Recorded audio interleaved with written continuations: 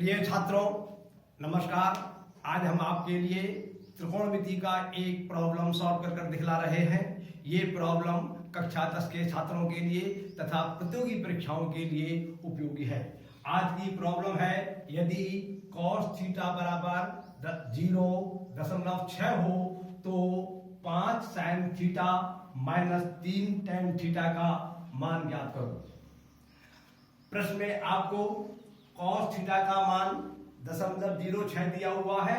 इसकी सहायता से आपसे 5 sin theta minus 3 tan theta का मान ज्ञात करवाया है। तो इस प्रॉब्लम को इस प्रकार से सॉल्व करेंगे। सबसे पहले लिखा हमने cos थीटा बराबर 0.6, क्योंकि cos थीटा का मान दशमलव भिन्न में दिया हुआ है, इसलिए दशमलव को हटाकर हम इसकी पहले साधारण भिन्न बना लेंगे। दशमलव हटाने के लिए इसके हर में 1 लिखेंगे, और क्योंकि एक अंक के बाद सीधे हाथ से एक अंक के बाद दशमलव है, इसलिए एक 0 बढ़ा लेंगे। तो ये हमने इससे ये कट जाएगा और ये 0 बेकार होता है। 2 से कट जाएगा, 2 3 या 6, 2 5 10। तो इसका मतलब cos थीटा का मान जो है वह आपका 0.6 जो दिया हुआ है वह जो है 3/5 के बराबर है। इस प्रकार से cos थीटा का मान हमारा 3/5 के बराबर आ गया। और हम जानते हैं किसी त्रिभुज में cos थीटा बराबर होता है आधार बटे कर्ण। तो हम इसको लिख सकते हैं आधार बटे कर्ण। अगर इससे हम तुलना करेंगे तो हमारा आधार तो 3 के बराबर है इसका मतलब, और कर्ण जो है 5 के बराबर है। अब हमारे लिए समकोण त्रिभुज के अंदर एक लंब होता है, एक कर्ण होता है, एक आधार होता है। हमारे लिए आधार का मान ज्ञात हो गया 3 के बराबर, कर्ण का मान ज्ञात हो गया 5 के बराबर। लंब का मान हमें ज्ञात नहीं है, तो पहले ये सूत्र होता है हमारा, लंब बराबर होता है वर्गमूल कर्ण का वर्ग माइनस आधार का वर्ग। इस सूत्र की सहायता से पहले हम लंब का मान निकालेंगे। तो हमने लिखा वर्गमूल, कर्ण के स्थान पर लिखा 5, तो यहाँ पे लिखेंगे 5 की घातांक 2 माइनस ये आ जाएगा, और इसके स्थान पर लिखेंगे 3 की घातांक 2। 5 की घातांक 2 का मतलब 5 गुणा 5 बराबर 25। 3 की घातांक 2 का मतलब 3 गुणा 3 बराबर 9।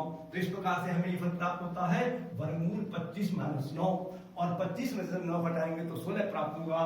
तो हमारे लिए लंब बराबर प्राप्त हुआ वर्गमूल 16, और 16 का वर्गमूल 4 आता है। तो इस प्रकार से हमें लंब का मान प्राप्त हो गया 4 के बराबर। अब इसकी सहायता से हम एक तो sin थीटा का मान ज्ञात कर लेंगे और एक tan थीटा का मान ज्ञात कर लेंगे, और जो sin थीटा और tan थीटा के मान हमें प्राप्त होंगे वो इस व्यंजक में लगा देंगे, उसका मान हम ज्ञात कर लेंगे। तो हमने लिखा sin थीटा बराबर होता है लंब बटे कर्ण। लंब का मान निकल के आया 4, और कर्ण का मान हमारा 5 है, तो sin थीटा बराबर हो गया हमारा 4/5। लंब के स्थान पर 4 लगा दिया, कर्ण के स्थान पर 5 लगा दिया।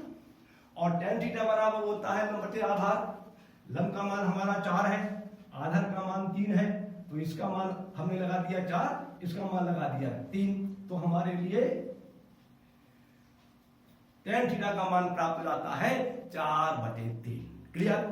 अब हमारे लिए इस व्यंजक का मान निकाल करना है, वह व्यंजक लिख लिया 5 sin theta minus 3 tan theta. 5 के स्थान पर 5 लिख दिए, sin थीटा का मान 4/5 जो निकल के आया वो लगा दिया, माइनस प्रश्न में जो दिया वो लगा दिया, 3 ये लगा दिया। tan थीटा का मान 4/3 जो निकल के आया है वह लगा दिया।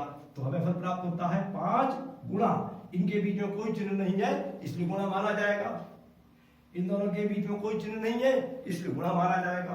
तो 5 गुणा 4/5 माइनस 3 गुणा 4/3। इसको सॉल्व करेंगे तो इस 5 से 5 कट जाएंगे, और यहां पर इस 3 से 3 कट जाएंगे, तो हमें फल प्राप्त होता है 4 माइनस 4, और 4 माइनस 4 को जब सॉल्व करेंगे तो हमारे लिए फल प्राप्त होगा 0। इस प्रकार से दिए गए प्रश्न के आधार पर 5 sin theta minus 3 tan theta का मान जो है वह 0 के बराबर आया है। एक बात। दूसरी बात, जैसे हमने sin थीटा और tan थीटा का मान इस प्रकार से निकाला है, आप यदि चाहें तो sin थीटा और tan थीटा का मान जो है और सूत्रों की सहायता से ज्ञात कर सकते हैं। प्रश्न को हल करिए, सही तरीके से हल करिए, यह आवश्यक नहीं है कि आप किसी विधि से हल करिए। कभी कभी हम sin थीटा और tan थीटा का मान जो है सूत्रों की सहायता से ज्ञात कर लेते हैं, क्योंकि हम जानते हैं sin थीटा बराबर होता है वर्गमूल 1 माइनस कॉस स्क्वायर थीटा। तो यदि हम इसमें कॉस थीटा का मान लगा देंगे तब हमें साइन थीटा प्राप्त हो जाएगा। फिर हम जानते हैं tan थीटा बराबर होता है साइन थीटा बटे कॉस थीटा। साइन थीटा का मान हमने यहाँ पर ज्ञात कर लिया और कॉस थीटा का मान ये दिया हुआ है, ये मान लगा देंगे इसमें, तभी हमारे लिए tan थीटा का मान मालूम हो जाएगा। और जब साइन थीटा tan थीटा का मान मालूम हो जाएगा तभी हम इस व्यंजक के अंदर जो है ये साइन थीटा और tan थीटा के मान प्रतिस्थापित कर देंगे, लगा देंगे और उसको गणना कर लेंगे, तब भी उत्तर 4 आएगा। तो यदि आप किसी प्रश्न पुस्तक में ये देखते हैं कि प्रश्न को इस प्रकार से सॉल्व किया गया है और यदि आप दूसरी पुस्तक में देखते हैं इस प्रकार से सॉल्व किया गया है, तो परेशान होने की आवश्यकता नहीं है। एक प्रश्न को कई प्रकार से हल किया सकता है। आपकी समझ में जो प्रश्न, जो कायदा सरल लगे, जो समझ में आए, जिसके सूत्र आपको याद है, आप उस प्रकार से कीजिए, लेकिन सही होना चाहिए। तो इस प्रकार से मेरा ये आज का प्रश्न पूरा होता है। मैं अपनी बात समाप्त करता हूँ। नमस्कार, धन्यवाद।